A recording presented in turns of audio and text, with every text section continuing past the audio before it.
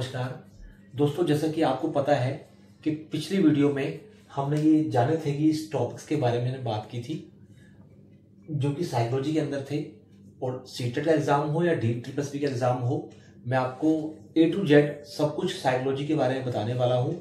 और स्पेशली आपको उसके बारे में बताने वाला हूँ कि जो DSSB का एग्जाम होगा उसके अंदर कौन कौन से क्वेश्चंस आपके सामने आएंगे, मैं आपको इसकी व्याख्या भी करने वाला हूँ। और क्योंकि ये एग्जाम मैं भी दे चुका हूँ अपने टाइम के अंदर और मैंने 6th रैंक अचीव किया था DSSB के अकॉर्डिंग, इसलिए मुझे एक जानकारी है कि किस तरीके से पेपर बनता है और उसमें किस तरह के क्वेश्चन पूछे जा सकते हैं, चाहे वो ओपन स्कूल के DLED के एग्जाम्स की बुक से हो या DLED की बुक से हो। आपको बेसिकली इन टॉपिक से कैसे कैसे क्वेश्चन बन सकते हैं उसकी मैं व्याख्या अपने साथ में करने वाला हूं।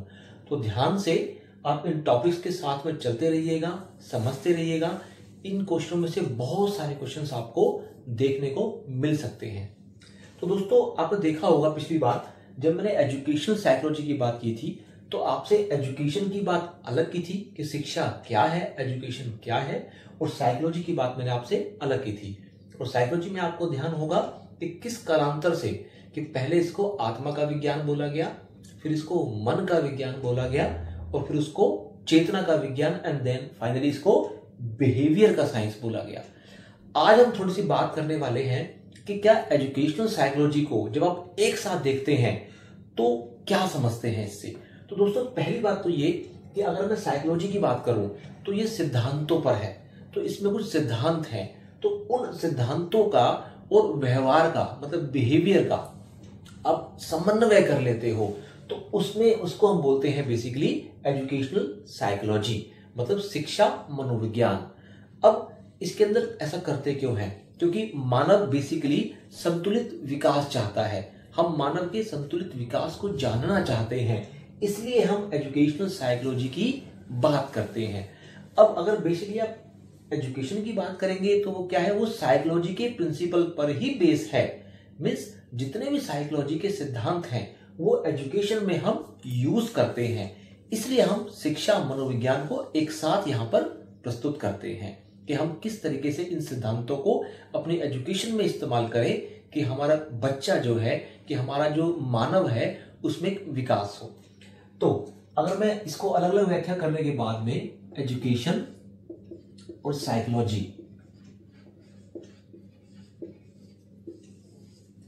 तो मैंने आपसे इनकी अलग अलग चर्चा करने के बाद बेसिकली एक बात और है जो क्वेश्चन एग्जाम में बन सकता है कि जो साइकोलॉजी है वो मानव विकास कैसे हुआ तो उसकी व्याख्या करता है, लेकिन एजुकेशन क्या करता है कि सीखा क्या जाए। तो अगर मैं बात करूं बेसिकली एजुकेशन की तो यहां पर बात की जाती है क्या की, कि क्या पढ़ा जाए, क्या सीखा जाए, तो यहां पर इसकी बात है। लेकिन अगर मैं बात करूं साइकोलॉजी की तो यहां पर आप क्या कहेंगे, क्यों या फिर कैसे, हम इसकी बात करेंगे। तो दोस्तों, अब अगर मैं इन दोनों को मिला दूं तो बेसिकली हम किसकी बात करते हैं, इन दोनों को मिलाने के बाद हम बात करते हैं व्यवहार की, मीन्स जिसको हम बोलते हैं बिहेवियर। तो दोनों को मिलाने से क्यों और कब की बात की जा सकती है कि वैसा व्यवहार क्यों, ऐसा व्यवहार कब किया जाता है। तो इन दोनों के अंदर हम इसका कॉम्बिनेशन जब लेंगे तो उसको एजुकेशनल साइकोलॉजी की संज्ञा हम देंगे। अब बेसिकली दोस्तों कि इसको हमने साइकोलॉजी को हमने मानव के व्यवहार का अध्ययन मतलब व्यवहार का विज्ञान भी इसको हमने बोला गया। अब इसी के अंदर हम थोड़ा सा एक आगे चलते हैं कि एजुकेशन का रोल क्या है, मीन्स रोल ऑफ एजुकेशन, हम इसकी बात करते हैं। क्योंकि दोस्तों जब DSSB में क्वेश्चंस आएंगे, जो आपके पास 100 क्वेश्चन सामने आएंगे या सीटेट में आएंगे, तो घुमा फिरा करके आपसे बेसिकली ये पूछा जा सकता है कि जब एजुकेशन है क्या। एजुकेशन बेसिकली जन्मजात शक्तियों का विकास है, और ऐसा मैं नहीं कहता, ऐसा जितने भी मनोवैज्ञानिक हैं इनकी परिभाषा को आप जब देखेंगे तो आपको ये परिभाषा देखने को मिलेगी कि मानव के अंदर जन्मजात शक्तियों का विकास ही एजुकेशन को डिफाइन करता है। तो क्या ये जन्मजात शक्तियां कैसी होनी चाहिए, क्या ये सर्वांगीण होती है, मतलब ओवरऑल डेवलपमेंट होता है? तो जी, एजुकेशन के अंदर हमारा सर्वांगीण विकास होता है। और इवन जब आप थोड़ा सा और गहराई में जाएंगे तो आपको ध्यान होगा, हमारे सर्वप्रथम पहले उपराष्ट्रपति डॉक्टर राधाकृष्णन, सर्वपल्ली राधाकृष्णन जी ने तो इतना तक भी बोला था कि शिक्षा केवल सूचना और स्किल का ही एक कॉम्बिनेशन नहीं है, बल्कि ये मूल्यों का विकास भी है। तो बेसिकली हमने एजुकेशन को हमने क्या बोला, शिक्षा क्या है? बेसिकली कौशल जमा सूचना और इसके अलावा मूल्यों का विकास। तो यहां पर आप जब बात करेंगे तो मूल्यों का विकास को भी हम यहां पर ऐड करेंगे।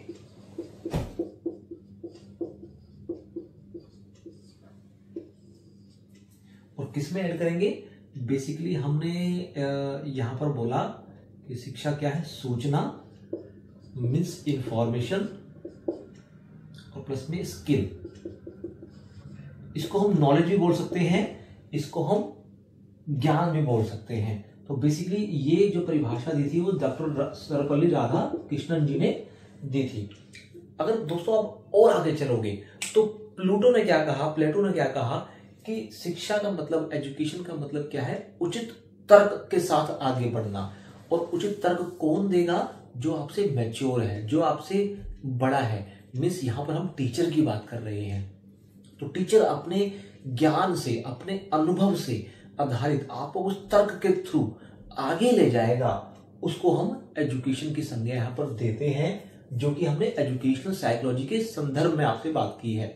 और जॉन डेवी ने तो इतना तक बोला कि शिक्षा जो है वो जीवन की तरह ही काम करती है। तो जीवन और शिक्षा को हमने पर्यायवाची के रूप में प्रयोग किया जॉन डेवी के अकॉर्डिंग। तो दोस्तों कुल मिलाकर के जो एजुकेशन है सामाजिक प्रक्रिया है, सोशल प्रोसेस है। तो इस सोशल प्रोसेस में हमने इतनी सारी बातें जो जानी। अब मेन बात है यहाँ पर बिहेवियर की। तो हम जब बिहेवियर पे आएंगे उससे पहले हम ये जानने की कोशिश करेंगे कि क्या जो एजुकेशन का रोल था उसके साथ में क्या साइकोलॉजी का भी कुछ रोल हमारे एजुकेशन साइकोलॉजी में है? तो बिल्कुल है। तो हम उसकी बात करते हैं। आइए थोड़ी सी बात करते हैं। तो दोस्तों हमने अभी बात किसकी की है? रोल ऑफ एजुकेशन की। अब यहीं पर हम बात करेंगे रोल ऑफ साइकोलॉजी की। किस में बात करेंगे? इन एजुकेशन में बात करेंगे। तो दोस्तों क्या एजुकेशन साइकोलॉजी की, अगर यहां पर हम वर्ड ऐड कर दें एजुकेशनल साइकोलॉजी, एजुकेशनल साइकोलॉजी की एजुकेशन के अंदर क्या रोल है? तो आप जानते हो कि सबसे पहले तो चाइल्ड सेंटर्ड एजुकेशन हमारा जो है एजुकेशनल साइकोलॉजी की ही देन है। अब यहां पर जो प्रोसेस ऑफ लर्निंग है, प्रोसेस ऑफ लर्निंग ये किसने दी? कि लर्निंग क्या होती है, सीखने के नियम क्या है, कि कैसे व्यक्ति सीखता है, कैसे बच्चा सीखता है।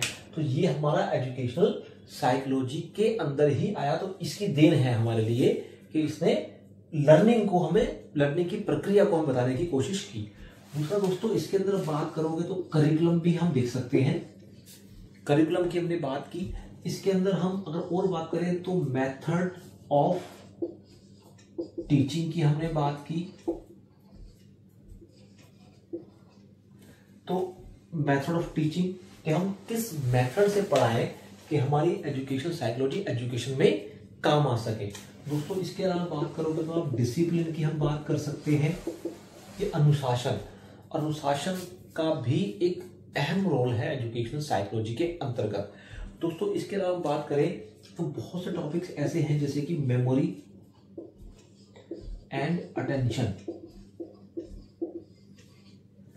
इसकी भी हम बात अगर करें तो एजुकेशन रोल साइकोलॉजी का एक रोल ये भी है कि इसने मानव विकास के अंदर जो मेमोरी है, जो स्मरण शक्ति है, इसको भी बताने की कोशिश की कि कैसे ये काम करती है, कैसे ये सीखने में काम करती है। और इसके अलावा हम और बात करें तो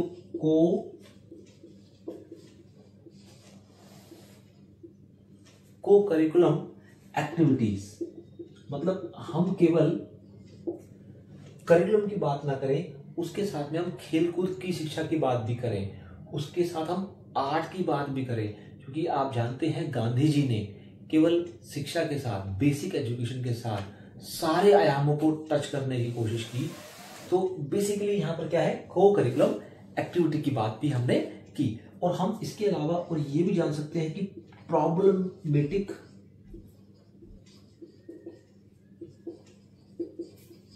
चाइल्ड, अगर एक क्लास के अंदर, एजुकेशन के अंदर कोई बच्चा प्रॉब्लमेटिक है तो वो उस शिक्षा में वो साइकोलॉजी कैसे यूज कर पाएंगे।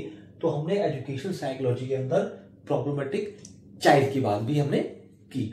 तो दोस्तों इस तरीके से काफी सारी चीजें हैं जो कि एजुकेशन साइकोलॉजी के रूल्स को बताती हैं। अब केवल एजुकेशन में नहीं की, बल्कि टीचर के लिए भी कुछ एजुकेशन साइकोलॉजी का रोल है। जैसे कि अगर मैं टीचर की बात करूं तो टीचर में आप बेसिकली कह सकते हैं कि टीचर को नॉलेज किसने दी, बच्चे की नॉलेज कैसे आई, एजुकेशनल साइकोलॉजी के माध्यम से आई। इसलिए आपको बीएड में, इसलिए आपको डाइट के एग्जाम में, सीटेट के एग्जाम में, किसी भी एग्जाम में जब आपसे कोई एग्जाम लिया जाता है तो उसमें आपको ये देखा जाता है कि आपको साइकोलॉजी कितनी आती है, आपको चाइल्ड डेवलपमेंट कितना पता है। उस सारी जानकारी आपको बच्चे के बारे में दी जाती है या बच्चे को जानने के लिए दी जाती है, ताकि ये सिस्टम आपका एजुकेशन में भी यूज हो सके, तभी टीचर कामयाब हो सकता है। तो अगर मैं मोटा मोटा कहूं कि टीचर की जो इफेक्टिवनेस है वो एजुकेशनल साइकोलॉजी का ही एक अहम रोल है, जो कि ये बताता है कि एजुकेशनल साइकोलॉजी कितनी इंपॉर्टेंट है।